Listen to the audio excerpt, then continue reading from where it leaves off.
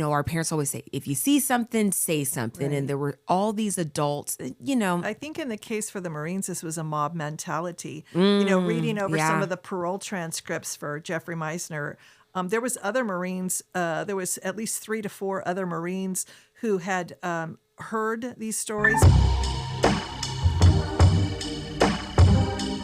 Hi, I'm Portia Locker. And I'm Christy Hawthorne. And you're listening to Coastal Crimes. Yeah, and this morning we're going to deep dive into a murder for hire case. Portia, we're going to revisit this. This is our 5th episode in this murder for hire. It's set in Oceanside, Vista, and Camp Pendleton. And we're talking about Laura Troiani. She was the first woman in California to face the death penalty in 25 years. We mentioned that she was... we called her a fun-loving party girl, to say the least. Thoughtin' and trottin'. She found her thrills outside of her marriage vows, and she ended up finding a group of Marines that they called themselves the Gremlins, and they would murder her husband for her. And in case there's any doubt that she really wanted her husband dead, today we're going to talk about the first attempt on his life. Yes. So this was clearly premeditated. This wasn't an accident. Someone misunderstood Laura. Right. There was several attempts on his life. Yes, because like we had said before, it's almost like every time she would meet a new person, she goes, "Hi, nice to meet you. Would you like to murder my husband for me?" Yeah. And so, like you said, today we're going to deep dive in the first attempt. Yeah. Because there were other attempts, but today we're going to specifically be talking about the first attempt on Carlo's life. Where we left off last episode. Yes. And so last episode, it was August 3rd, 1984. The occasion was the Troiani's 5th wedding anniversary. And as Carlo was oblivious to everything going on, he, in fact, toasts his bride, but unaware that she was planning to kill him just a few days later. So, ooh. Yeah. So the first attempt actually, again, there was two attempts. There was lots of planning, and then one successful attempt, I will sadly say. But on the night of August 6th, 1984, Laura and Kim Hartman. Now, we've mentioned Kim before. This is someone that lives in her apartment building, someone that she had discussed many, many, many, many times about wanting her husband dead. Even Kim had asked her, why don't you get a divorce? And that was not an option. Right. So they go to the E Club at Camp Margarita, which is on Camp Pendleton. Mm-hmm. And there, Laura plotted with the Marines. And this was a group of 5 Marines, which included Kevin Watkins, which sometimes is left out of the narrative, I think. Mm-hmm. But all of these Marines, including Laura, we don't know what Kim's participation is. But it's relayed later in court testimony that the Marines and Laura were very excited to carry out this murder plot. Right. Again, this was something that Laura was talking continually about to other people. She was planning with those Marines. She was driving into the base with her children in tow, by the way. In the car. Yeah, in the car. 35 miles every time to go up there to hang out with the Gremlins, if you will. Yeah. That's what the group called themselves. But yeah. So Harrison, Russell Harrison and Mark Schultz, they had weapons. So they were serious. They had a knife and they had a gun, and they put these weapons into Laura's car. Then they traveled. They go from the E Club at Camp Margarita. They go to the Del Mar Beach E Club near the beach at Camp Pendleton. And they continue the conversation of killing Carlo. They've just changed locations, but they're still on point. They wanted a scenic coastal ocean view, if you will. Because if you've ever been to the Del Mar Beach on Camp Pendleton, it's a phenomenal piece of property and ocean views. So, I mean, if you have the opportunity to discuss murder with an ocean view, why not? And that salty breeze coming in. That salty breeze. Yeah. So there they are at the E Club. They've changed locations. At no point in time were they driving in the car, and Camp Pendleton is so vast. I remember I took a tour of Camp Pendleton once, and fun fact, they have bison all throughout Camp Pendleton. But anyways, through that scenic drive from inland Camp Pendleton to the beautiful coastline of Del Mar Beach. You didn't think maybe we should not be doing this? Yeah. Yeah. You had lots of time to reconsider.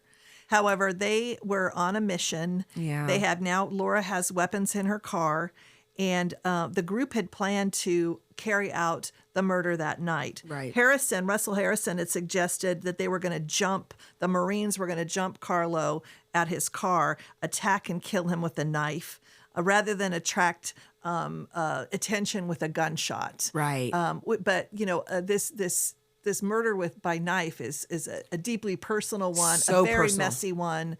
I it's just really horrible to think that that's how they were going to do it. Yeah. So Laura and Kim then, Kim Hartman, who seems party to this, I'd love to talk to her in the future, but yes. Kim, give us a call. they were dropped off at a market in order to call Carlo. So again, we're pre-cell phones people, you Right. know. So And, you want to make a call in distress, you have to have someone do it for you. You have to make your way to a payphone. Right. And so Kim and Laura were dropped off at a market so they could make that phone call to Carlo and say, hey, Carlo, can you come get me? My car's broken down. She told Carlo that she was stranded in Carlsbad with the children. Now, again, were the children with her? Or were they used as bait? What's more horrific? Right. If the children are with her, they couldn't have been at the E Club. Right. Maybe they're stashed at Annabelle Thompson's house or another friend's. Who knows? Right. But just the fact that this was the bait, Yes. the children. So sad. And yeah. Talk about coastal crimes. They went from Camp Pendleton, Vista, Oceanside. Now she's over hanging out in Carlsbad. Supposedly, allegedly. Aye. And so where were her children on a Monday evening, if not with her or Carlo? Right. So this just, it really just begs to question what type of mother was this woman? Right. Again, she's wanting to have the father of her children killed, the only father that they know. Right. And whether they're in tow or not, where are the kids? Yes. If they're with her, what are you thinking of? If they're not with her, where are your kids? Right. But Carlo, as a husband who instinctually, sets off to find, his wife and children. Right. But Hartman claims that Kim Hartman says that she tried to keep Laura, from this plot. However, she's with her at the market. Right. She's with her at the E Club. Right. When are you going to jump in, Kim, at the very last minute? Like, I don't want her to do this, but I'm just going to be with her every step of the way. And your neighbor's with him. Why can't you go downstairs or upstairs and knock on the door? Remember, we've discussed this before because I'm like, blink twice, send a message. I'd rather be wrong, right, and potentially save someone's life than stand next to the killer, making a payphone call, right? Like, what? Again, it's not Laura talking to one individual and then going along with it. Right. It's 1, 2, 3, 4, 5. And Kim is now going to these planning sessions. Kim's like a committee. Excuse me, ma'am, you should have been at a PTO meeting. Take notes. Or a real Tupperware party. Can you take notes for us, Kim? This Instead is how we're of, going to do it. Okay, meeting adjourned, like they're having a board meeting about plotting to kill someone. So, again, not a good use of time. And Kim would later tell police that she, would tell Laura that it's not too late. She could still back out of this plan to murder Carlo. But Laura's reply was verbatim, nope, I got to get it over with. So, I mean. Yes. Yeah. Gosh, like it's a task. Right. Like it's a chore. Like it's just something on our list. Like I put my mind to it. I already said I'm going to do it. So let's just tick it off the list, which again, I think as we move through these episodes, we always take a pause to just really get in the mindset of these individuals. Like, why would you co-sign on this? Why would you think it's okay? There were so many adults that not only failed Carlo, because again, going back to Semper Fi and the faithfulness and once a Marine, always a Marine. And so these 5 Marines chose to take a life of a fellow brethren. Right. And so we always have to pause when we discuss this case because there were so many people involved that could have said no this is not okay. You're crazy. I'm going to go to the police, whatever it is. Right. You know, it's the, you know, our parents always say, if you see something, say something. Right. And there were all these adults, you know. I think in the case for the Marines, this was a mob mentality. You know, reading over some of the parole transcripts for Jeffrey Meisner, there was other Marines, there was at least 3 to 4 other Marines who had heard these stories, maybe peripherally or sat in on discussions, maybe. And so this was, I think this might have, you know, again, these are young men who... Impressionable. Whose maybe brains haven't formed, but they're still serving our country. They've That still frontal taken a lobe. vow and an oath, Yeah. right? And but I think there's a lot of mob mentality. I don't know how you know, Laura was able to, you know, take, you know, these young men and Come on now. right. Ma'am. Yeah. Ay. But so what happens Yes. is the Marines go, they hide in an area near. This is what was going to happen. They hide in an area. I don't know where actually Laura and Kim were lying in wait, where they're actually in Carlsbad. He was told they were in Carlsbad. Right. The Marines go to the apartment and they wait in the parking lot and they wait for him to come out of the apartment. However, and that's when they were going to Jump him. attack him then. Yeah. However, Carlo, his car was out of gas and he had called his friend Marty Gunter and he said, "Hey, come with me and help me find my wife." And he took him with him. So ambushing Carlo alone Right. was now off the table. Right. You know, you're going to have to take on, you know, 2 Marines, and it wasn't in the cards. The one time in my life I would be so thankful to run out of gas. Like, hey, come get me. You know what I mean? And he didn't even know. He had didn't even know. no idea. And these young men were sitting in the parking lot waiting. So Carlo and Marty take off. They're in his vehicle. Yeah. And they're driving around in Carlsbad looking for Laura at the place she said she was. But of course, she's not even there. That was just a ruse to get him out of the house. Right. And I don't know how long it says. For 4 hours. 4 hours. For 4 hours. And then finally, you know, I guess they just came home. It says that Marty dropped Carlo back at the apartment building, and you know, and maybe if Laura's off site, she has no idea. She has no idea because Carlo was supposed to come out of that apartment building. They were going to ambush him at his car. He probably maybe didn't park, you know, right in front of the apartment building. You know how sometimes apartment complex parking is, that maybe he parked under a carport and it was dark and here's going to be the perfect place. Nobody's going to see this. And she has no idea. She's off site. She's probably not in Carlsbad, but her and Kim are waiting somewhere. Yeah. And for the all clear or the accomplished or whatever the case may be. And it just didn't happen. And so when Laura discovers the plan to kill her husband did not go through, she was what was her furious. reaction? Wow. Furious. And, you know, I'm thinking the best friend that picked up Carlo and they're driving around, you know, as the young people say nowadays, that sounds like straight bum behavior, right? Like, I wonder if the best friend, after driving around with the gas in his car looking for her, like, dude, what are you thinking? Right. What are you thinking? Are they talking about Laura? Are they talking about, like, why is your bum wife behavior. never home? Why is your wife never home? Yeah. Where are your kids? Why is your wife out with your kids? You know? And 4 hours is a really long time to be. I mean, obviously, if this was a real situation, we're realizing that this was the first attempt on Carlo's life. So we're like, oh, you know, get away from her. But, you know, 4 hours driving around looking for your wife. And the other thing, too, is, you know, maybe she gave him a very vague description because, again, the plan wasn't to draw him to the location. Right. It was to draw him out of the house. Yes. So maybe she gives a very vague description. This, again, we don't have cell phones. We can't go, where are you? We don't have a GPS tracker. Right. We can't say, oh, here she is, or, you know, Yes, an a airdrop or something locator like or that, you know. anything. So they have to drive around. Oh, she said it was by the lagoon. Well, what side of the lagoon? I have no idea. You know, we don't know. And so maybe Carlo now is getting more concerned.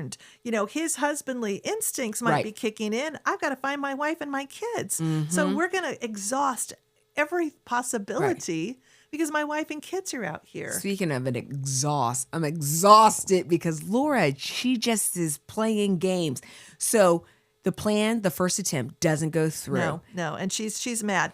She told the Marines that she couldn't stand it that he was alive. She couldn't stand it, and it had to be done that night. Right. So again, there's no like, oh, well, we talked about it and I didn't really mean that. I just, because sometimes there was time to cool off period, if you will. Like, take that as a sign. Hey, let's not go through with it. Yes, because lots of spouses maybe who have, wanted their husband or their wife or girlfriend or boyfriend dead. Maybe, I was just joking. We only talked about it. You know how I said, I could just kill him, right? But I didn't mean that. Yeah. No, she was furious. She said it had to be done that night. And so Russell Harrison, here we go, steps up. He's going to be the hero, right? And he's going to go up to the apartment to slit Carlo's throat with that knife. So Laura, great idea. Russell, thanks. You get the brownie point. I'm going to give you the key. You go up and, slice the throat of my husband. Oh my gosh. I mean, this is so sinister. This is so wrong. Again, where are the kids? Where are these children? They're not in the apartment safe with their dad. They're not in their beds. Right. Because Carlo wouldn't have gone looking, right. Where they're presumably not standing in the parking lot saying, take this knife, go up and slice his throat. Right. Where are these children? Right. Where are the kids? Man, Kim, can you give us a call or email Christy? Because we need to know. We need to know. Just curious. But so now Carlo was saved that night because they see apartment resident, walk by or go maybe into the next door apartment, and so now they can't be seen. But they were going to do that. Yeah. Actually, there's 2 attempts that night. If you think about it, there's 2 attempts that night because they were gonna. When she was like, oh, we're broken down. So that's one attempt. And they were going to jump him in the parking lot of his apartment. Right. And then Laura, she's pissed, presumably. And, she's the queen bee and all of them are just following her wherever she goes. So Russell's like, I'm going to slit his throat. But then a neighbor saw. So 2 times. And again, you just think you can just take that as a sign and don't go through with your plan. But And I want to mention this too. In Jeffrey Meisner's parole transcript, he does say that another Marine, I think it was Russell Sanders, recounts that Laura had said that Carlo had beat her. Okay, so this is why he has to die. Right. Okay, we don't see that in any of the other conversations. None of I think Kevin Manwaring and there was a couple other men who had slept with her, never brought in any physical assault, spousal abuse. Right. None of that. Okay. I think it was Russell Sanders that said that, Laura had said that, my husband's beating me. Now she told Jeffrey Meisner that he was molesting the children. So I think at this point she's weaponizing these men. If that's not, just because I want him dead isn't enough. Right. Because again, when they were going through the counseling sessions, she had an opportunity, blink twice, let her therapist know. And even the therapist was like, no, she never really said, never she had caused alarm. Individual counseling sessions with that and counselor and never said that, she was getting beat, only that he was angry and yelled at her because she wouldn't stay home. Right. Right. So then if you think about her mindset at that time, all these attempts, she's getting more and more pissed. They're kind of blasé about it. I mean, they're going along with it. It's cool. Like you said, it's the mob mentality. Like, oh yeah, let's do it. But she's wanting them to hurry up. She doesn't want to go to work. She doesn't want to have to take care of her kids. And so she needs it done. So now she's grasping at straws and saying, the molestation, which we had never heard before, and this was another recount from And I don't believe at all that was even a defense at trial, because it simply wasn't true. Yeah, it simply wasn't true. Right. So that was never brought up at her trial. And the fact that she's leaving her kids all these places. If somebody had, if somebody had, then Yeah. So I'm not going to touch base on that because it's not true. And it's just going further to show how desperate and how sinister she was. And she was becoming impatient. And I think she was making these claims so that they would be so upset and come defend her. And it's just not right. And apparently she never told Kim Hartman that she was being beat. She never told Kim Hartman, a woman, where you feel like you can, really get, some confidential, information. I need to tell you this. I need to get this off my chest because you're going to get sympathy from a woman. She never told Kim Hartman. In fact, Kim Hartman would recount that Laura said she was very unhappy that she married her husband. She wanted someone to support herself and her children, but she could not stand him. So not that he was beating her, not that she was molesting the kids. I want someone to support me, but I cannot stand him. And then, according to Hartman, Laura said she wanted Carlo killed, and she talked about it constantly, incessantly, so and obsessive. Kim Hartman also told the police and testified at trial Carlo had offered a divorce. So is this a man who's beating? Because a lot of times beatings, most times, that is used for intimidation, power, control. Yes. So he's willing to relinquish control. He's not only offering a divorce, he's going to pay her rent and give her child support. But Laura said, I deserve more. I deserve his insurance money. Ma'am. So it That's wasn't so infuriating. This spousal abuse and this molestation claims were to incense the Marines.